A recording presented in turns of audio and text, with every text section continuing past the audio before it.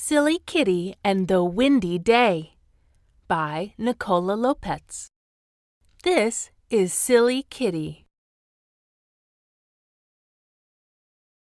Silly Kitty lives with his human, Emma. When Emma goes to school, Silly Kitty has to find things to do. He goes outside. Today is a windy day.